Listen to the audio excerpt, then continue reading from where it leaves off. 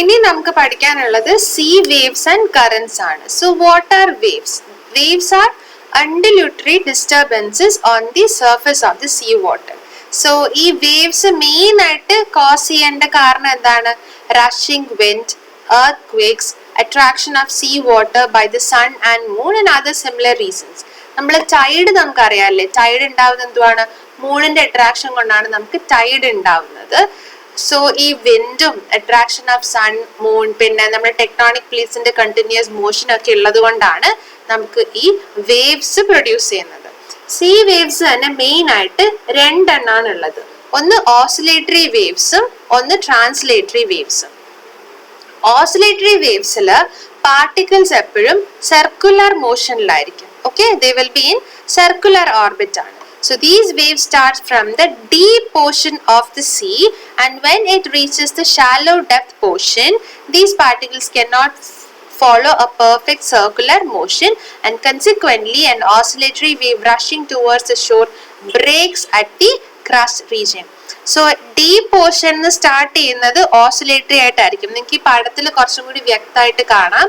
See, from the deep portion the motion of the particle is in an oscillatory motion ആണ്, അല്ലെങ്കിൽ circular ഓർബിറ്റിലാണ് particles move ചെയ്യുന്നത്. See as they approach towards the shore, അവരുടെ ആ ഒരു circular motion disturbance വരുവാണ്. And ഷോറിന്റെ അവിടെ എത്തുമ്പോഴേക്കും പിന്നെ സർക്കുലർ മോഷൻ ഇല്ല, പകരം എന്താണ്, അവരുടെ ക്രസ്റ്റ് റീജിയനിൽ എത്തിക്കഴിഞ്ഞിട്ട് അവര് ബ്രേക്ക് ആയി പോകും. ഓക്കെ, അതുകൊണ്ടാണ് തിരമാല നമ്മുടെ ഷോറിൽ എത്തുമ്പോൾ അടിച്ചു വീഴുന്നില്ലേ, അതാണ് ഷോറിന്റെ അടുത്തേക്ക് എത്തുമ്പോൾ അവരുടെ സർക്കുലർ മോഷൻ കുറഞ്ഞ് കുറഞ്ഞ് കുറഞ്ഞ് ക്രസ്റ്റ് പോർഷന്റെ അവിടെ എത്തിയിട്ട് ബ്രേക്ക് ചെയ്ത് വീഴും. അതാണ് ഓസിലേറ്ററി വേവ്സ് എന്ന് പറയുന്നത്. A zone may be identified along the seashore where these waves regularly break is called a breaker zone. Okay, ഒരു നമ്മുടെ ബീച്ചിലൊക്കെ പോയാൽ ഒരു പെർട്ടിക്കുലർ ഏരിയയിലാണ് മോസ്റ്റ് ഓഫ് ദ വേവ്സ് വന്ന് ബ്രേക്ക് ചെയ്ത് വീഴുന്നതിന്, അതിനാണ് നമ്മൾ ബ്രേക്കർ സോൺ എന്ന് പറയുന്നത്. Then we have translatory waves ആണ്. ട്രാൻസ്ലേറ്ററി വേവ്സ് ഉണ്ടാവുന്നത് ഷാലോ ഡെപ്തിലാണ് ഉണ്ടാവുന്നത്, near to the sea shore. So they are commonly produced after oscillatory wave breaks and rush forward. So deep സീയിൽ നിന്ന് സീഷോറിലേക്ക് വരുമ്പോൾ നമുക്ക് ഒരു ട്രാൻസിഷൻ ആണ് കാണാൻ പറ്റുന്നത്. From the oscillatory waves, the waves get transferred or transformed to translatory waves near the seashore and finally breaks at the breaker zone. Okay, now what are currents? Currents എന്ന് പറഞ്ഞാൽ എന്താണ്? These are layers of strip of sea water that are actually pushed forward in a particular direction. ഈ ഒരു പാഠത്തിൽ നിങ്ങൾക്ക് കുറച്ചും കൂടി നല്ലോണം കാണാൻ പറ്റും. സി, ഇതിനെയാണ് നമ്മൾ ഓസിലേഷൻ വേവ്സ് എന്ന് പറയുന്നത്. ആൻഡ് ഈ ഒരു പോർഷനെയാണ് നമ്മൾ ട്രാൻസ്ലേഷൻ വേവ് എന്ന് പറയുന്നത്. സോ ഇതിനെയാണ് നമ്മൾ ബ്രേക്ക് സോൺ എന്ന് പറയുന്നത്. സോ സീ ഷോറിൽ എത്തും തോറും എന്താ സംഭവിക്കുക? ഡെപ്ത് ഓഫ് വാട്ടർ കുറഞ്ഞു കുറഞ്ഞു കുറഞ്ഞു വരും. സോ ഡെപ്ത് ഓഫ് വാട്ടർ കുറയും തോറും എന്താ സംഭവിക്കുക? ഓസിലേറ്ററി മോഷനിലുള്ള പാർട്ടിക്കിൾസിന്റെ എണ്ണം കുറയുമല്ലേ, അങ്ങനെയാണ് ഫൈനലി അത് ട്രാൻസ്ലേഷൻ വേവിലേക്ക് മാറുന്നത്. Ocean currents are primarily horizontal movement ആണ്. വെള്ളത്തിന്റെ ഒരു ഹൊറിസോണ്ടൽ മൂവ്മെന്റിനെയാണ് നമ്മൾ മെയിൻ ആയിട്ട് ഈ കറന്റ് ആയിട്ട് പറയുന്നത്. So in most cases, sea currents are the result of dissipation of extra volume of water thrust on the shore by the advancing wave. Advancing wave ഷോറിൽ exert ചെയ്യുന്ന ഒരു എക്സ്ട്രാ ത്രസ്റ്റിന്റെ resultant ആയിട്ടാണ് most കേസസിലും sea currents ഉണ്ടാവുന്നത്. Now, what are the different types of sea currents? We have littoral currents, പിന്നെ ഉള്ളത് rip currents എന്ന് പറയും. Littoral currents എന്താണ്? These are the bodies of sea water of considerable volume moving along and parallel to the shore. ഷോറിന് parallel ആയിട്ട് move ചെയ്യുന്ന കറന്റിനെയാണ് നമ്മൾ ലിറ്റോറൽ കറന്റ്സ് എന്ന് പറയുന്നത്. Okay, so waves reach shore at more gentle angle due to refraction. Refraction കാരണം നമ്മൾ ഷോറിൽ എത്തും തോറും വേവ്സിന്റെ ഇന്റൻസിറ്റി കുറയാറാണ് പതിവ്. See, wave crest is approaching the shore at sharp angle. പക്ഷെ ഷോറിന്റെ അവിടെ എത്തുമ്പോഴേക്കും റിഫ്രാക്ഷൻ കാരണം ആ ആംഗിള് മൈൽഡ് ആവുകയാണ് ചെയ്യുന്നത്. സോ ലിറ്റോറൽ കറണ്ട് എന്താണ്? ഷോറിന് പാരലൽ ആയിട്ട് വരുന്ന കറണ്ടിനെയാണ് നമ്മൾ ലിറ്റോറൽ കറണ്ട് എന്ന് പറയുന്നത്. Now what is rip current? These are bodies of sea water having backwards to sea after having reached and struck the seashore. Okay, so wave വന്ന് സീഷോറിൽ ഇടിച്ച് കഴിഞ്ഞിട്ട് ബാക്കിലേക്ക് പോകുമ്പോഴാണ് ഈ റിപ്പ് കറൻസ് മെയിൻ ആയിട്ട് ഫോം ചെയ്യുന്നത്. ആ പേരിൽ തന്നെ മനസ്സിലാവും, റിപ്ഡ് എന്ന് പറഞ്ഞാൽ റിപ്പ് ചെയ്ത് കീറി വരുന്നത് പോലത്തെ ഒരു വേവ് ആണ്, കറണ്ട് ആണ് ഉണ്ടാവുക. ഫോർ എക്സാമ്പിൾ ഈ പടത്തിൽ കണ്ടോ, ഇതൊന്നും അല്ലാണ്ട് ഈ വെള്ളത്തിന്റെ ഇവിടെ കൂടി കീറി പോകുന്ന ഒരു ഫീലിൽ വരുന്ന ഒരു കറണ്ടിയാണ് നമ്മൾ റിപ്പ് കറണ്ട് എന്ന് പറയുന്നത്. They often move below the surface of the sea and reach varying distance up to the middle of the sea. Okay, so ചിലപ്പം ആ റിപ്പ് കറണ്ടിന്റെ മാഗ്നിറ്റ്യൂഡ് ഒത്തിരി കൂടുതലാണെങ്കിൽ സീന്റെ നടുക്ക് വരെ ആ കറണ്ട് പോവാറുണ്ട്. These are believed to represent the part of sea wave which has been unable to form a part of littoral current. So littoral കറണ്ടിന്റെ പാർട്ട് ആകാൻ പറ്റാത്ത സീ വേവ് ആണ് യൂഷ്വലി റിപ്പ് കറണ്ട് ആയിട്ട് വരുന്നത്. ഓക്കെ, പക്ഷേ littoral കറണ്ടിന്റെ ഡെവലപ്മെന്റുമായിട്ട് പ്രത്യേകിച്ച് ഇതിനൊരു ബന്ധവുമില്ല കേട്ടോ. സി, ഞാൻ പറഞ്ഞില്ലേ, വേവ് വന്നിട്ട് തിരിച്ച് ബാക്കിലേക്ക് പോണ സമയത്താണ് റിപ്പ് കറണ്ട് ഉണ്ടാവുന്നത്. സി, കറണ്ട് ജനറേറ്റ് ചെയ്ത് ബാക്കിലേക്ക് പോവാണ്, സൊസൈറ്റിയിൽ നിന്നൊക്കെ എസ്കേപ്പ് ഉണ്ടാവും. ഓക്കെ, ചിലപ്പോൾ ഇതങ്ങ് സീന്റെ മിഡ് വരെ പോകും, എന്നിട്ടായിരിക്കും വാട്ടർ മൊത്തത്തിൽ എസ്കേപ്പ് ചെയ്ത് പോകുന്നത്.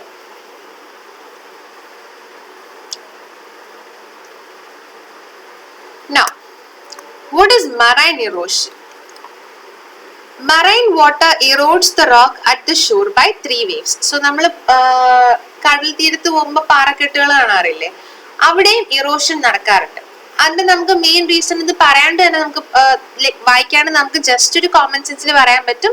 സീ വാട്ടറിൽ ഇഷ്ടം പോലെ മിനറൽസ് ഉണ്ട്, അത് മാത്രമല്ല നമ്മുടെ റോക്കിലും ഇഷ്ടംപോലെ മിനറൽസ് ഉണ്ട്. സോ ഈ സീ വാട്ടറിലെ മിനറൽസില് റോക്കിന്റെ മിനറൽസ് ചിലപ്പോൾ എന്താണ് ഡിസോൾവ് ആയി പോകും. നമ്മൾ കെമിക്കൽ വെത്തറെങ്കിലും പഠിച്ചതാണ് സൊല്യൂഷൻ എന്ന് പറയുന്നത് അല്ലെ. പ്യുവർ വാട്ടറിനേക്കാളും ഇംപ്യുവർ വാട്ടറാണ് കുറച്ചും കൂടി സോൾവെന്റ് ഉള്ളത്. അത് മാത്രമല്ല സീയിലുള്ള കുറച്ച് മിനറൽസ് ഈ റോക്കിലുള്ള മിനറൽസ് ആയിട്ട് റിയാക്ട് ചെയ്തിട്ടും എന്താ സംഭവിക്കുന്നത്, ഡീകമ്പോസിഷൻ നടക്കാറുണ്ട്. അതാണ് മെയിൻ ആയിട്ട് നമുക്ക് ഇത്രയും 5 മൊഡ്യൂൾ പഠിച്ചത് വെച്ച് നമുക്ക് പ്രെഡിക്റ്റ് ചെയ്യാൻ പറ്റുന്നത്. ഇനി നമുക്ക് നോക്കാം. First hydraulic action. ഞാൻ പറഞ്ഞില്ലേ, ഈ സീ വേവ് ഓസിലേറ്ററിയിൽ നിന്ന് ട്രാൻസ്ലേഷനിൽ എത്തുമ്പോഴേക്കും ഒരു ക്രസ്റ്റ് ആണ് ഫോം ചെയ്യുന്നത്. ഓക്കെ, ആ ക്രസ്റ്റിന് നമുക്ക് കാണുമ്പോൾ തന്നെ അറിയാം ഒരു കത്തി പോലെ നല്ല മൂർച്ച കൂടിയതാണ് അല്ലെ. ആൻഡ് ഈ സീ വേവ് വന്ന് ഷോറിൽ അഥവാ ബ്രേക്ക് സോണിൽ അടിച്ചു വീഴുന്നത് ഹൈ ഇമ്പാക്റ്റിലാണ്. സോ അത്രയും ഇമ്പാക്റ്റിൽ വന്ന് ഇടിക്കുമ്പോൾ എന്താ സംഭവിക്കുന്നത്, അത്രയും ഇമ്പാക്റ്റിൽ ഇടിക്കുമ്പോൾ ഈ റോക്സിലൊക്കെ എന്താ സംഭവിക്കുന്നത്, ഫോഴ്സസ് എക്സേർട്ട് ചെയ്യുവാണ്. സോ കണ്ടിന്യൂസ്ലി ഈ ഫോഴ്സസ് എക്സേർട്ട് ചെയ്യുമ്പം ഈ റോക്സിലൊക്കെ ക്രാക്സ് ഉണ്ടാവും. ഈ ക്രാക്സ് വൈഡൻ ചെയ്തിട്ട് ഫൈനലി ഇറോഷൻ സംഭവിക്കും. അതാണ് ഹൈഡ്രോളിക് ആക്ഷൻ എന്ന് പറയുന്നത്, due to very high wave velocity. പിന്നെ abrasion. Sea water carries a lot of sediment particles. ഈ സീ വാട്ടറിൽ ഇഷ്ടം പോലെ മൺതരികള്, ഷെൽസ്, അങ്ങനത്തെ എന്താ അബ്രാഷൻ കോസ് ചെയ്യുന്ന ഇഷ്ടം പോലെ സ്മോൾ പാർട്ടിക്കിൾസ് കാണും. സോ ഈ സീ വേവ് വന്ന് അടിക്കുന്ന സമയത്ത് ഈ അബ്രാസീവ് മെറ്റീരിയല് റോക്കിന്റെ പുറത്ത് വന്ന് വീഴും. അങ്ങനെ അവർ തമ്മിൽ ഒരസിയിട്ടും ഇറോഷൻ സംഭവിക്കും. പിന്നെ ഞാൻ നേരത്തെ പറഞ്ഞതുപോലെ കൊറോഷൻ. സീ വാട്ടർ എന്താണ്, സാലിഷ് ആണ്. സാലിഷ് എന്ന് പറഞ്ഞാൽ സോൾട്ട് കണ്ടന്റ് ഉണ്ട്. So due to its chemical properties it adversely effect the shore materials. Now, let's see what are the features of marine erosion. Marine erosion ഒത്തിരി ആയാൽ എന്താണ് സംഭവിക്കുക? Continued marine erosion result in considerable or even total modification of the original shoreline. Okay, continuous ആയിട്ട് വെള്ളം വന്ന് അടിക്കുന്നു, ബാക്കിലേക്ക് പോകുന്നു, വെള്ളം വന്ന് അടിക്കുന്നു, ബാക്കിലേക്ക് പോകുന്നു. അങ്ങനെ കണ്ടിന്യൂസ് ആയിട്ട് നടക്കുമ്പോൾ എന്താ സംഭവിക്കുന്നത് പറഞ്ഞാൽ നമ്മുടെ ഒറിജിനൽ ഷോർ ലൈനിൽ മാറ്റങ്ങൾ സംഭവിക്കും. Some very common features of the marine erosions are headland, bays, sea cliffs, wave cut, terraces. ഇതെന്തൊക്കെയാണ് നമുക്ക് ഓരോന്നോരോന്നായി നോക്കാം. ഫസ്റ്റ് വരുന്നത് headland and bays. What are headland and bays? In an originally uniform sloping shoreline composed of materials of unequal hardness, the softer rock gets eroded easily and quickly. So shoreline different hardness ഉള്ള rock ആയിരിക്കും ഉണ്ടാവുക. So ഈ continuous wave വെലോസിറ്റിയും കൊറോഷനും ഒക്കെ കാരണം soft ആയിട്ടുള്ള rocks പെട്ടെന്ന് erode ആയി പോകും. സോ അവിടെ ഒരു അൺഈവൻ ഇറോഷൻ ആണ് നടക്കുന്നത്. Sea water enters the inland spaces so created along the shore. Okay, so soft rocks ഇളകി പോകുമ്പോൾ അവിടെ ഒരു ഇൻലൻഡ് ഏരിയ ആണ് ക്രിയേറ്റ് ചെയ്യുന്നത്. ആ ഇൻലൻഡ് ഏരിയയിലേക്ക് ഈ സീ വാട്ടർ റഷ് ചെയ്ത് കയറും. And they form the base. ഇതാണ് ഹെഡ്ലാൻഡ് ആൻഡ് ബേ. പണ്ട് ഇതൊറ്റ ഒരു ലാൻഡ് ആയിരുന്നു. പക്ഷേ കണ്ടിന്യൂസ് വേവ് വെലോസിറ്റിയും ഹൈഡ്രോളിക് ആക്ഷനും കൊറോഷനും ഒക്കെ കാരണം ഇത്ര ഏരിയയിലുള്ള സോഫ്റ്റ് റോക്ക് ഇളകിപ്പോവും, ഇറോഡായി പോവും. ഇറോഡായി പോകുമ്പോൾ എന്താ സംഭവിക്കുക? ഒരു സോൺ ക്രിയേറ്റ് ചെയ്യും. നമ്മൾ ടെക്ടോണിക് പ്ലേറ്റ്സ് ദൂരേക്ക് മാറുമ്പോൾ ഒരു റിഡ്ജ് സോൺ ക്രിയേറ്റ് ആവൂലേ, അതുമാതിരി ഇവിടെ കണ്ടിന്യൂസ് ഇറോഷൻ കാരണം ഇവിടെയുള്ള സോഫ്റ്റ് റോക്ക് ഇളകി പോയിട്ട് ഒരു ക്യാവിറ്റി അല്ല ഒരു സ്പേസ് ക്രിയേറ്റ് ചെയ്യും. ആ സ്പേസിലേക്ക് എന്താണ് കടൽ കയറി വരാന്ന് പറയില്ലേ, അങ്ങനെ കടൽ കയറി വരും. സോ അങ്ങനെ കടൽ കയറി വരുമ്പോൾ കിട്ടുന്ന ഒരു സ്ട്രക്ചറിനെയാണ് നമ്മൾ ഹെഡ്ലാൻഡ് ആൻഡ് ബേ എന്ന് പറയുന്നത്. സീറോഡായി പോർഷനിൽ സീ വാട്ടർ കയറുമ്പോൾ അതിനെ ബേ എന്നും, രണ്ട് സൈഡിലും പ്രൊജക്റ്റ് ആയി പുറത്തേക്ക് നിൽക്കുന്നത് ഹെഡ്ലാൻഡും ആയിരിക്കും. സോ ഈ ഹെഡ്ലാൻഡ് യൂഷ്വലി നല്ല ഹാർഡ് അല്ലെങ്കിൽ നല്ല സ്ട്രോങ് റോക്ക് വെച്ചായിരിക്കും ഉണ്ടായിരിക്കുക. സോഫ്റ്റ് റോക്ക് ആയിരിക്കും ഇതിന്റെ ഇടയിൽ ഉണ്ടായിരുന്നത്. അത് ഇറോഡായി പോയിട്ടാണ് ഹെഡ്ലാൻഡ് ആൻഡ് ബേ ഉണ്ടാവുന്നത്. സോ ഹെഡ്ലാൻഡ് ആൻഡ് ബേ എന്ന് എഴുതി നിങ്ങൾ ഈ പടവും വരച്ച് രണ്ട് സെന്റൻസും എഴുതിയാൽ തന്നെ നിങ്ങൾക്ക് ഫുൾ മാർക്ക് കിട്ടും. കാരണം പടം വരച്ച അതിന്റെ അർത്ഥം എന്താണ്, നിങ്ങൾക്ക് കാര്യങ്ങൾ അറിയാമെന്നാണ് വിചാരിക്കുന്നത്. Now, stronger rocks, however, resist erosion to a great extent and stand outstanding for a considerable time, and these may get smoothened and variously modified but still stand as a projection part. ആ projecting പാർട്ടിനെയാണ് നമ്മൾ ഹെഡ്ലാൻഡ് എന്ന് പറയുന്നത്. ഇതാണ് ശരിക്കുള്ള ഹെഡ്ലാൻഡ് and bay എന്ന് പറയുന്നത്. ഇത് രണ്ടും നല്ല സ്ട്രോങ് റോക്ക് ആണ്, പക്ഷെ ഇതിന്റെ ഇടയ്ക്ക് ഉണ്ടായിരുന്നത് സോഫ്റ്റ് റോക്ക് ആയിരുന്നു. So due to continuous erosion എന്താ സംഭവിച്ചത്? കടല് കയറി വന്നതാണ്. So this is bay and these are headland. രണ്ടാമത്തെ എന്താണ്? Sea cliffs. Sea cliffs is a seaward facing steep front of moderately high shoreline and indicates the first stage of work of waves on the shore rocks. There may be a number of sea cliffs seen on a shoreline. See, ഇതിനെയാണ് നമ്മൾ see cliff എന്ന് പറയുന്നത്. So earth ഉണ്ടായപ്പോഴേ ഇങ്ങനെയായിരുന്നു? അല്ല, ഇവിടെ ഒക്കെ ഇഷ്ടം പോലെ റോക്ക് ഉണ്ടായിരുന്നു. പക്ഷെ വർഷങ്ങളായിട്ട് ഈ സീന്റെ ആക്ഷൻ ലൈക്ക് ഈ വേവ് വെലോസിറ്റി ഒക്കെ കാരണം പതിയെ ഈ കല്ലുകളൊക്കെ ഇറങ്ങിപ്പോയിട്ട് നമുക്ക് എന്താണ് പ്രസന്റ്ലി കാണാൻ കഴിയുന്നത് ഒരു വെർട്ടിക്കൽ ഹില്ലിനെയാണ്. അതിനെയാണ് നമ്മൾ ക്ലിഫ് എന്ന് പറയുന്നത്. നിങ്ങൾ വർക്കല ക്ലിഫിലൊക്കെ പോയിട്ടില്ലേ? അവിടെ എങ്ങനെയാ നിൽക്കുന്നത്?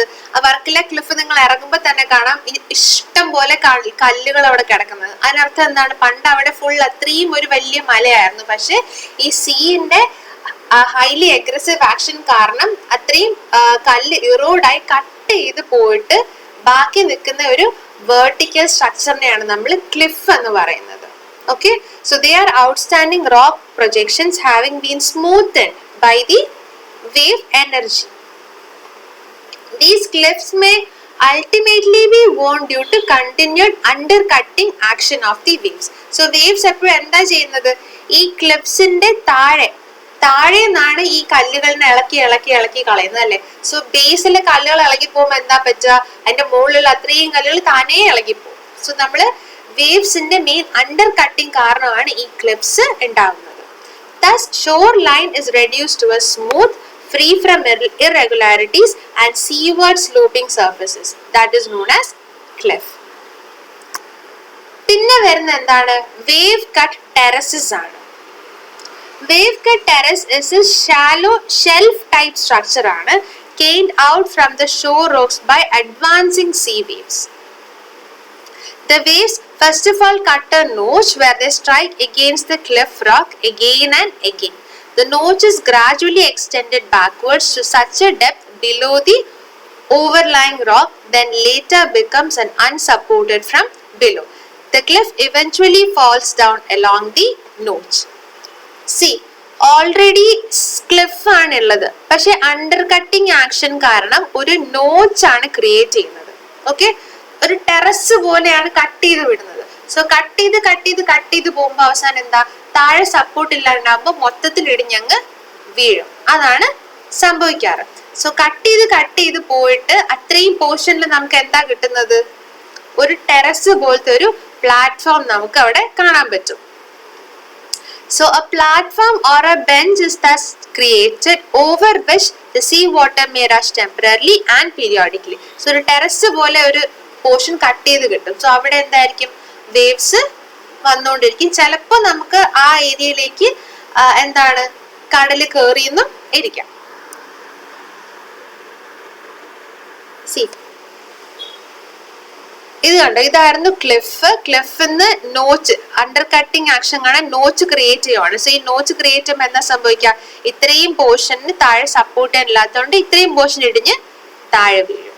ഇതാണ് മെയിൻ ആയിട്ട് മറൈൻ ഇറോഷൻ കാരണം ഉണ്ടാവുന്ന നമ്മുടെ എക്സിസ്റ്റിംഗ് സ്ട്രക്ചേഴ്സിൽ ഉണ്ടാവുന്ന ചേഞ്ചസ് എന്ന് പറയുന്നത്. ഇനി നോക്കാനുള്ളത് മറൈൻ ഇറോഷൻ പോലെ തന്നെയാണ് മറൈൻ ഡിപ്പോസിഷനും കാണും. ഈ ഇറോഡ് ചെയ്ത് കൊണ്ടുപോകുന്ന സാധനം നമ്മുടെ ഈ കടല് വേറൊരു സൈഡിലേക്ക് കൊണ്ടായിരിക്കും ഡെപ്പോസിറ്റ് ചെയ്യുന്നത്. Okay, so seas are regarded as the most important and extensive sedimentation basins. This becomes evident from the fact that marine deposits of practically all geological ages are known to occur in different parts of the world. These deposits are exposed at many places in almost all the continents. All the marine deposits or landforms are conveniently classified into two groups. Shallow water deposits ഉണ്ട്, deep water deposits ഉണ്ട്. So ഈ sea erode മാത്രമല്ല ചെയ്യുന്നത്, പക്ഷേ ഡെപ്പോസിറ്റും ചെയ്യും. First നമുക്ക് നോക്കാം, what is shallow water deposit. It is also known as neritic deposit എന്ന് പറയും. These includes marine deposits laid down in the neritic zone of the sea, which extends from the lowest tide limit to the place of continental shelf where the slopes become abruptly steeper. So shore ലൈനിൽ നിന്നുള്ള ഡിസ്റ്റൻസിൽ നമുക്ക് ഓഷനെ 3 zones ആയിട്ട് divide ചെയ്യാൻ പറ്റും. Intertidal zone, neritic സോണും oceanic സോണുമാണ്. So neritic zone എന്ന് പറഞ്ഞാൽ ലോ ടൈഡ് തൊട്ട് കോണ്ടിനെന്റൽ ഷെൽഫ് വരെയുള്ള ഡിസ്റ്റൻസിനെയാണ് നമ്മൾ നെരിറ്റിക് സോൺ എന്ന് പറയുന്നത്. So after neritic zone it is the open sea. Okay, so അത് കഴിഞ്ഞാൽ എന്താണ്, അബ്രപ്റ്റ് ആയിട്ട് ഭയങ്കരമായിട്ടുള്ള ഒരു സ്റ്റീപ്പി പോർഷൻ ആണ് വരുന്നത്. സോ ഈ നെരിറ്റിക് അവിടെയുള്ള ഷാലോ ഡെപ്തിൽ ഉള്ള ഡെപ്പോസിറ്റ്സിനെയാണ് നമ്മൾ നെരിറ്റിക് ഡെപ്പോസിറ്റ്സ് എന്ന് പറയുന്നത്. So the material that goes into the making of shallow water deposits is derived from the land and shore rock, mostly through the action of waves ആണ്. സോ ഷോർ ഡെപ്പോസിറ്റ്സിൽ കൂടുതലും നെരിറ്റിക് സോൺസിലാണ് see waves കൊണ്ട് deposit ചെയ്യുന്നത്. അതാണ് കുറച്ചും കൂടി evident ആയിട്ട് നമുക്ക് കാണാൻ പറ്റുന്നത്. Okay, and beside these sediments, a group of marine organisms collectively known as benthos also contributes greatly as a source material for making the shallow water marine deposits. So land in the കൊണ്ടുപോകുന്ന മണ്ണും rock minerals ഒക്കെ കൊണ്ട് ഈ നെരിറ്റിക് സോണിലാണ് deposit ചെയ്യാറ്. Okay, and common examples of neritic deposits are beaches, spits, bars and tombolas. ഇനി എന്താണ് beaches നോക്കാം. ബീച്ചസിനെ പറ്റി നമുക്ക് പ്രത്യേകിച്ച് വല്ലതും പറഞ്ഞു തരാനുണ്ടോ? പ്രത്യേകിച്ച് ഒന്നും പറയാനില്ല. എന്താണ്, these are loose deposits made by the sea near the shore ആണ്, from the materials eroded from nearby regions. So കാരണം നിങ്ങൾ തന്നെ ഓർത്ത് നോക്കാല്ലേ, നല്ല റോഡ് നമ്മൾ നേരെ ഇറങ്ങുന്നത് കുറെ മണ്ണുള്ള സ്ഥലത്തേക്കാണ്. സോ ആ മണ്ണൊക്കെ നാച്ചുറലി അവിടെ വന്നതല്ല, പകരം ഈ റോക്കും സീ വേവ്സും ഒക്കെ പണ്ട് ഉണ്ടായിരുന്നതിൽ എന്താ, സീ വേവ്സ് റോക്കും ഈ സാൻഡും ഒക്കെ ഏതെങ്കിലും ഒരു പോർഷൻ റോഡ് ചെയ്തിട്ട് ഈ സീ എന്താ വേറെ സ്ഥലത്തുനിന്ന് ഡെപ്പോസിറ്റ് ചെയ്യും. അതും ഇൻ ദി നെരിറ്റിക് സോൺ. നെരിറ്റിക് സോൺ എന്ന് പറയുന്നത് ലോ ടൈഡ് തൊട്ട് കോണ്ടിനെന്റൽ ഷെൽഫ് വരെയുള്ള സോണിനെയാണ് നെരിറ്റിക് സോൺ എന്ന് പറയുന്നത്. സോ നെരിറ്റിക് സോണിൽ ഈ ഡിപ്പോസിറ്റ്സ് സാൻഡും മിനറൽസ് ഒക്കെ സെഡിമെന്റ്സ് ഒക്കെ കൊണ്ട് ഡിപ്പോസിറ്റ് ചെയ്താണ് ബീച്ചസ് ഫോം ചെയ്യുന്നത്. The lower margin of a beach is commonly beneath the waves, whereas the upper margin is few meter above the still water ആണ്. So still waterനേക്കാളും കുറച്ച് metre പൊന്തിയും പിന്നെ നമ്മുടെ വെള്ളത്തിൽ നിന്ന് കുറച്ച് മീറ്റർ താഴെയുമാണ് നമുക്ക് ബീച്ചസ് കാണാൻ പറ്റുന്നത്. Waves and currents play a great part in the formation of beach. Streams entering a sea generally drop their load at some distance from the shore into the sea. A part of these sediments is brought back to the shore by the advancing waves that deposit them there due to a reduction in velocity. Okay, so ഇപ്പൊ see ഷോറിൽ നിന്ന് മണ്ണ് see കൊണ്ടുപോകും, പക്ഷെ a portion of that soil, ഞാൻ എന്തൊക്കെയാണോ പറയുന്നത്, sorry, ഈ see വന്നിട്ട് കടലിൽ നിന്ന് കുറച്ച് മണ്ണ് കൊണ്ടുപോകല്ലേ, കൊണ്ടുപോയിട്ട് അതിന്റെ കുറച്ച് പാർട്ട് വേവ് തിരിച്ചു വരുമ്പോ കൊണ്ട് ഡെപ്പോസിറ്റ് ചെയ്യും. ആ ഒരു ബാലൻസിലാണ് നമ്മൾക്ക് ബീച്ച് അങ്ങനെ നിലനിന്ന് പോകുന്നത്. പക്ഷെ നമുക്ക് അതും ഗ്യാരണ്ടി ചെയ്യാൻ പറ്റില്ല. കുറെ വർഷങ്ങൾ കഴിയുമ്പോൾ ചിലപ്പോൾ ആ ബീച്ചിലൊക്കെ കടൽ കയറിയിട്ട് മേ ബി ഇപ്പം കടലായിട്ടിരിക്കുന്ന സ്ഥലത്തായിരിക്കും അടുത്ത ഡെപ്പോസിഷൻ ഉണ്ടായി പുതിയ ബീച്ച് ഉണ്ടാവുന്നത്. Beach formation is very much favored when the continental shelf has a gentle slope. So നമ്മുടെ നെരിറ്റിക് സോണിലെ കോണ്ടിനെന്റൽ ഷെൽഫിന് ജെന്റിൽ സ്ലോപ്പ് ആണെങ്കിൽ ഈ ബീച്ച് ഫോർമേഷൻ കുറച്ചും കൂടി ആക്സിലറേറ്റഡ് ആയിരിക്കും. പിന്നെ വരുന്നതാണ് സ്പിറ്റ്സ് ആൻഡ് ബാർസ് എന്ന് പറയും. They are red-shaped deposits of sand and shingle that often extend across the embayment ആണ്. See, ഇതിനെയാണ് നമ്മൾ സ്പിറ്റ് എന്ന് പറയുന്നത്. കണ്ടോ, സീന്റെ ഇടയ്ക്ക് ഒരു എന്താ പറയണ്ടേ, പുഴുവിനെ പോലെ ഇങ്ങനെ നിൽക്കുന്ന ഒരു പോർഷനെയാണ് നമ്മൾ സ്പിറ്റ് എന്ന് പറയുന്നത്. Spit is formed somewhat in this way. എങ്ങനെയാണ്? When a sediment-laden shore current comes near an embayment on the coast, there is a strong tendency for it to keep its normal course rather than to follow the shoreline. Okay, shoreline-ന്റെ ആ ഒരു pattern follow ചെയ്യാതെ തന്നെ അതിന് ഒരു separate വേവിന്റെ ഒരു separate pattern form ചെയ്യാനുള്ളൊരു tendency ആയിരിക്കും അതിന് കൂടുതലും ഉണ്ടാവുക. The process may result in an incomplete ridge in continuity with the shore but terminating in open waters. So ആ ഷോർ ലൈൻ, നമ്മുടെ ഷോർ ലൈന് തന്നെ ഫോളോ ചെയ്യാണ്ട് സെപ്പറേറ്റ് ആയിട്ട് ഒരു പാറ്റേൺ ഈ സീ വേവ്സ് ഫോളോ ചെയ്യുന്ന സമയത്ത് എന്താ സംഭവിക്കുക, ഈ റിഡ്ജ് ഫോർമേഷൻ കംപ്ലീറ്റ് ആവില്ല. പകരം they extend into the open waters forming spit ആണ്. Okay, and when the spit so formed in the above manner closes the mouth of the embayment completely, then it is known as a bar. Okay, ഈ spit form ചെയ്തിട്ട് നമ്മുടെ അവിടുത്തെ എംബെയ്ൻമെന്റിനെ complete ആയിട്ട് ഇങ്ങനെ close ചെയ്യുവാണെങ്കിൽ അതിനെയാണ് നമ്മൾ ബാർ എന്ന് പറയുന്നത്. ഓക്കെ, സി, ഇതായിരുന്നു അവിടുത്തെ എംബെയ്ൻമെന്റിനെ. ആ എംബെയ്ൻമെന്റിനെ ഈ സ്പിറ്റ് ഫോർമേഷൻ വന്നിട്ട് കംപ്ലീറ്റ്ലി അതിനെ ക്ലോസ് ചെയ്തു. സോ അതിനെയാണ് നമ്മൾ ബാർ ഫോർമേഷൻ എന്ന് പറയുന്നത്.